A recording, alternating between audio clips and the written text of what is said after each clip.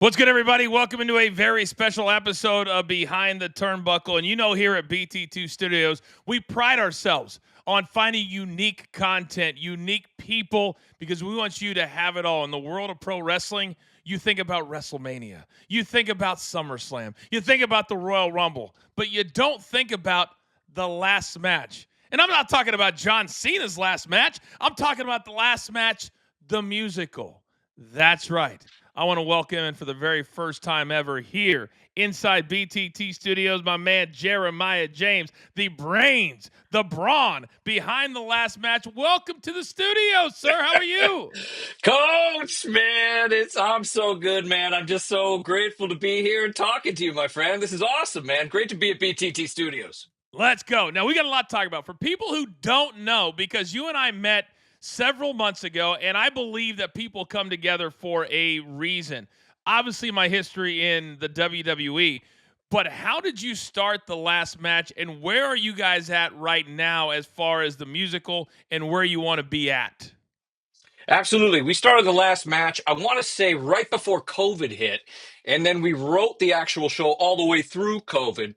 And we did like a preliminary, like small launch to test the market. Then we did what we call a developmental tour and took it on the road last year with, a ton of success. We were really thrilled about how it went. And then, of course, now we are prepping for Las Vegas. And we're really, really excited to be coming to Vegas. So as you grow, because I'm actually a big musical fan, and there's a lot of people that may not admit they're a wrestling fan and a musical fan. Give some of the names that have participated, starred in, because I think a lot of people watching this will be very surprised at the names that they hear. Absolutely, man. This show got off we couldn't have done it without half the talent that showed up. I mean, first and foremost, Matt Cardona, the internet champion, he showed up. He says he's always ready, and he heard from our people, and we were like, we're doing this thing. It's a mashup between, a Broadway musical, real hardcore pro wrestling, and like a 1980s rock concert all smushed together. Never been attempted. And it was actually Chelsea Green who was like, look, you say you're always ready. You want a challenge. I think you should do it. So I'm eternally grateful to Chelsea Green. And Matt showed up ready to rock and roll, did the concept album, and then our original live event.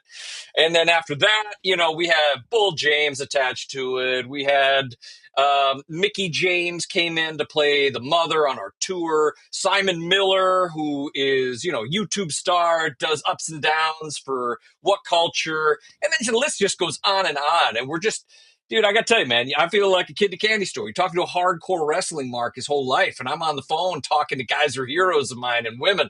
It's been awesome. Man, you got to stop. You're embarrassing me. Right? Oh, you weren't talking about me. Oh. You're talking about Mickey and Matt. I get well, it. That was all. You were in that, man. You know that, of course. It was all implied.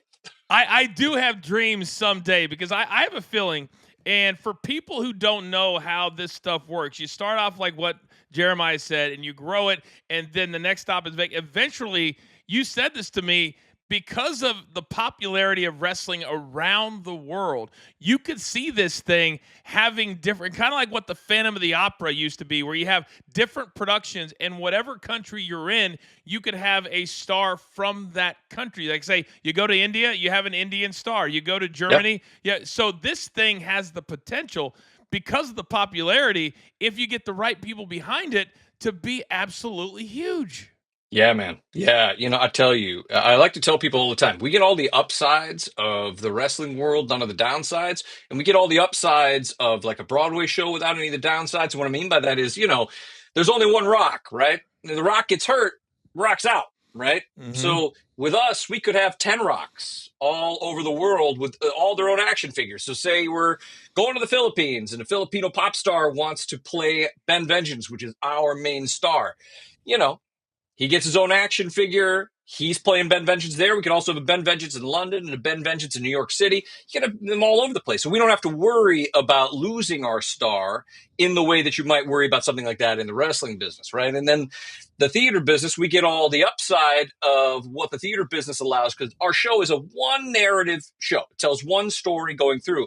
even though the show, as we all know in pro wrestling, is never the same twice because the wrestling itself is never the same twice. So you could see the show on Wednesday and it'll be a totally different show on Thursday with different wrestling, special guest wrestlers. So it is essentially a wrestling event with a musical theater storyline.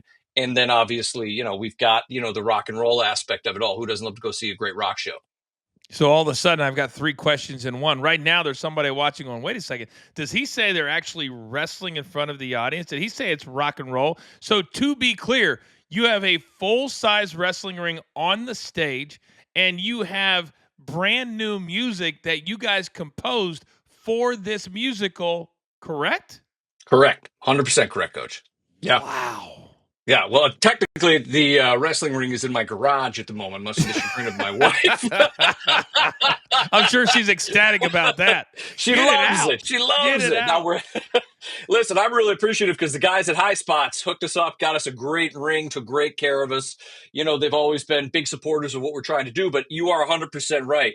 It is literally a wrestling ring in the middle of a building, just like you were going to any other wrestling event. If you walk in to see the last match, you are walking into a world, if you're a wrestling fan, you already know. It is literally a wrestling ring is what you're going to see when you walk in. You're going to see the table set up for our announce team. You're going to see the only thing that might be a little weird, but if you think back to some of those WrestleManias you were part of, the rock band was actually on the stage for entrances. Yeah. It's kind of like that. And that's it, man. And then you're off to the races. You learn about the story, about our character, Ben Vengeance, how this is going to be his last match. It's actually like a girl power show in the end. It's got something for everybody. So if you're a husband who loves wrestling and your wife loves Broadway and neither of you like either of those things, you're both going to get something you enjoy, right? And then there's nothing better than, kids, man. This is a family show. There's not even bad words. It is literally an homage to the wrestling world and especially the golden era of wrestling, the 1980s, early 90s. This is absolutely amazing. The more I hear from you, the more I can't wait for everybody to really embrace what the last match is all about. So you guys need promotion, which we absolutely are going to help with here at BTT. But now you mentioned Vegas. Let's focus on Vegas for a second because April 17th, you're holding a very exclusive event in Vegas for big-time local players, but also here at the brand on the last word on Monday nights live on Stadium in over 100 million homes, I might add. We're going to do a giveaway. So if there's a wrestling fan in Vegas during WrestleMania week, if they sign up with us, there's a potential they could get on the red carpet and into that event. Yes, sir. One of the biggest things for us has always been the fans. Being a mark my whole life, wrestling fans are what make this world so amazing. Where I always like to say that wrestling fans are just as much a part of the show as, the wrestlers and the commentators and whatnot. And, we have been very fortunate since we launched this back in 2022 that, we've started to build a really great fan base. So this is just yet again a chance for us to say thank you to our fans. Would love you to come and spend a very exclusive night with us. There are no tickets for sale. This is only by invitation to come and walk the red carpet and see a private industry showing of what the last match is all about.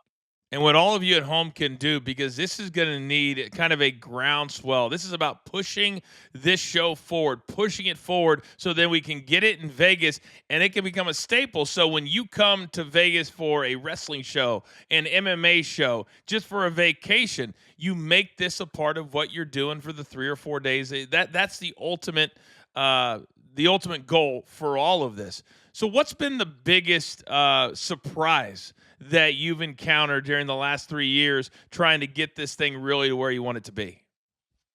I would say that there's two. The first thing was just the reaction of the fans. You always want to think that when you're building something, Coach, that you're kind of onto something. I mean, you have to have that level of belief, as I'm sure starting your company and working in what you're doing here with BTT.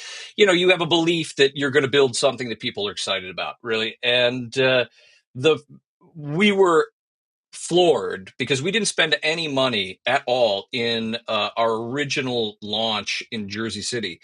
and we had literal lines out the door around the block, and we were just Wow. floored at the amount of people who had heard about it through the grassroots, came to see our stars, one including one of the biggest leading men in the Broadway community, which is Ramin Karimloo, who came to star in the show. And I mean, so we had people from all over the spectrum, from the theater world to the wrestling world to the, rock and roll world. And so we were just floored at the excitement and fever pitch at which the audience came in and participated. And, we're just so grateful to that. And then the other thing I would say, has been a surprise is, we work in a business where so often people are like, hey, we want something new. We want something fresh. We want something that's never been done before. And so I was like, bang, man, here we are. We're the last match. No one's ever done this, And then they're like, yeah, but it's not really a wrestling company, but it's not an actual Broadway musical. It's kind of this, mishmash of things all put together. And so it actually ended up being harder than I had anticipated to win over the skeptics, like in the big, investment community and all that stuff when you're looking Right. for backers, because they're like, well, I'm not really sure what this is. Is it a rock concert? Is it a wrestling show? Is it a Broadway musical? It's all three, man. Come and check it out. But that was the thing that I felt I was really surprised by, because there's always that big talk, in the entertainment industry. Want something new, want it to be brand new, never been, Yeah. we want that. So those were the two things that have been amazing fans, and kind of amazing in a way that's kind of strange, of like, wow, I have to figure out, how do I explain any more than I've already explained just to your viewers? So I those are the two big things. I hope that changes a little bit, because when I went from WWE back, I guess it's 2008 now, and I went to ESPN. Oh, you just called that fake stuff. You can't call real Sports Center now, and it took me a few years to get people to get out of that box. I'm hoping that because of where we're at now, because every Broadway musical has to have investors. You've got That's to right. have people. That's how you get it on, and then if you have your pie in the sky, and this goes around the world, whoever invests in your show, the return on investment could be gigantic, but they have Gigantic. to understand and believe every show starts like this. But this right now is maybe the most red hot entertainment product in the world right now, In the I would world. say.